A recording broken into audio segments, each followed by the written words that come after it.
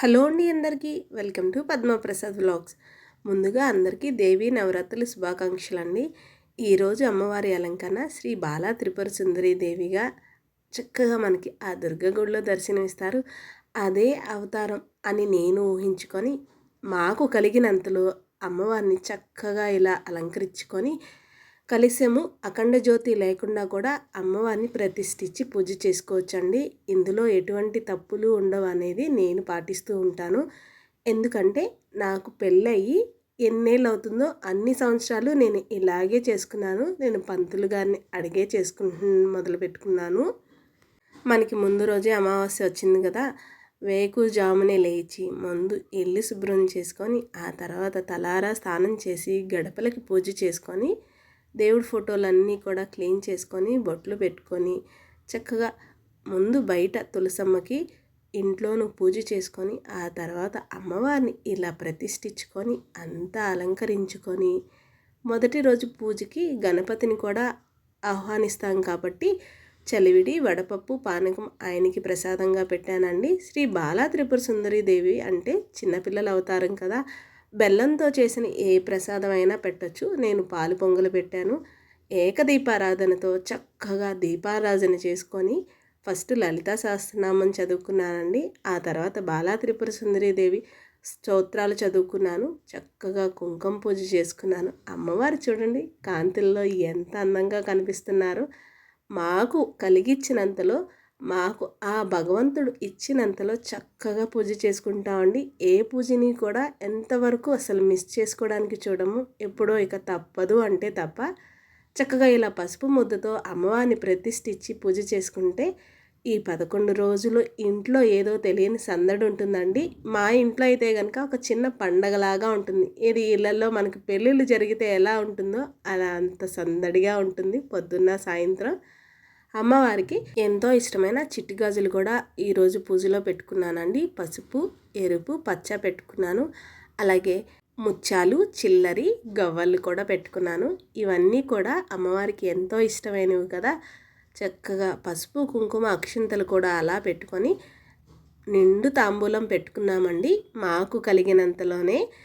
చాలామంది చీరలు సారీలు పెడుతూ ఉంటారు. నేను మాత్రం జాకెట్టు, గాజులు, చిన్న పౌడర్ డబ్బా, అద్దము, దువ్వెన, సెంటు, పారాని, తిలకము, గోల్డ్ రంగు కాటుక, నల్లపూసలు, రబ్బర్ బ్యాండ్లు, పసుపు కుంకుమను కూడా పెట్టుకున్నానండి. పక్కన ఒక తాంబూలాన్ని కూడా పెట్టుకున్నాను 11 రూపాయలు పెట్టి.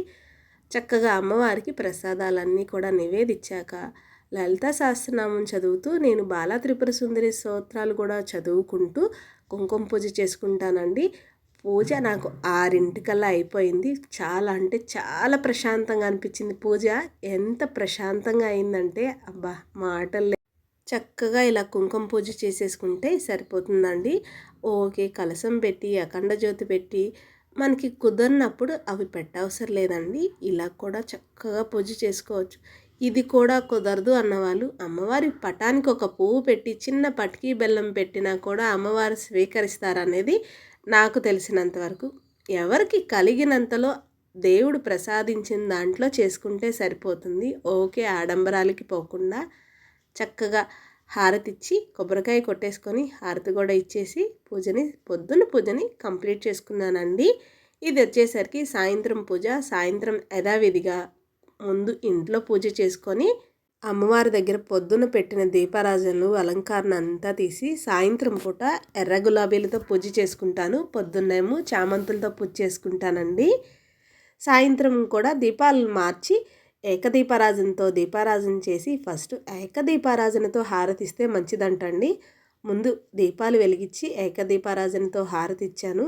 అమ్మవారు చూడండి దీపాల కాంతుల్లో ఎంత బాగా మెరిసిపోతున్నారో. సాయంత్రం ప్రసాదం వచ్చేసరికి ఎర్రశనగలు చేసి పెట్టానండి. అలాగే నాకు పాప ఉంది. చక్కగా పాపకి రెడీ చేసి బాలా త్రిపుర సుందరి అవతారంగా అమ్మవారిలాగా కూర్చోబెట్టి తాంబూలం ఇచ్చి ఆశీస్సులు తీసుకున్నానండి. చక్కగా పూజ అయితే సాయంత్రం కూడా చాలా బాగా జరిగిపోయింది. ప్రశాంతంగా కూర్చొని మరొక్కసారి శ్రీ బాలా త్రిపుర సుందరి అష్టోత్తరనామాలు చదువుకున్నాను. నాకు పొద్దున పూజ అవ్వడానికి గంట పడుతుంది. సాయంత్రం పూజకి ఒక 40 నిమిషాల్లో అయిపోతుందండి. దీపారాధన చేశాక దీప నైవేద్యం సమర్పయామి అని చెప్పుకోవడానికి సాంబ్రాణి పుల్లలు కూడా వెలిగించి చక్కగా ధూపాన్ని చూపించి ఆ తర్వాత నివేదన పైన కూడా కాసిన్ని నీళ్లు జల్లి నివేదించుకొని హారతిస్తే అమ్మవారి పూజ అయిపోతుందండి. సాయంత్రం పూజ కూడా చాలా ప్రశాంతంగా అయిపోయింది. నా పక్కన పిల్లలిద్దరూ కూడా భలే కూర్చున్నారు. ఇది ఇంట్లో దేవుడికి సాయంత్రం పూట కూడా పూజ చేసుకుంటానండి. సాయంత్రం పూజ కూడా చేసుకున్నాను కదా ఇంట్లో. ఇక్కడ కూడా శనగలే పెట్టాను. చక్కగా హారతి ఇచ్చి పూజని కంప్లీట్ చేసుకున్నానండి. నాతో పాటు నా కుటుంబంతో పాటు మీకు మీ కుటుంబం అందరికీ కూడా ఆ అమ్మవారి ఆశీస్సులు ఉండాలని మనస్ఫూర్తిగా కోరుకుంటున్నానండి. ఉంటాను మరి. నేను చేసిన పూజలో ఎటువంటి తప్పప్పులున్నా నాకు తెలియచేయండి. మరుసటి రోజు నుండి ఆ తప్పప్పులు లేకుండా చూసుకోవడానికి ప్రయత్నిస్తాను. ఉంటాను మరి. నా ఛానల్ కనుక మీకు నచ్చితే లైక్ చేయండి. మన ఛానల్ని సబ్స్క్రైబ్ చేసుకోండి. మరొక పూజతో మేము ముందుకు వస్తాను. ఉంటాను మరి.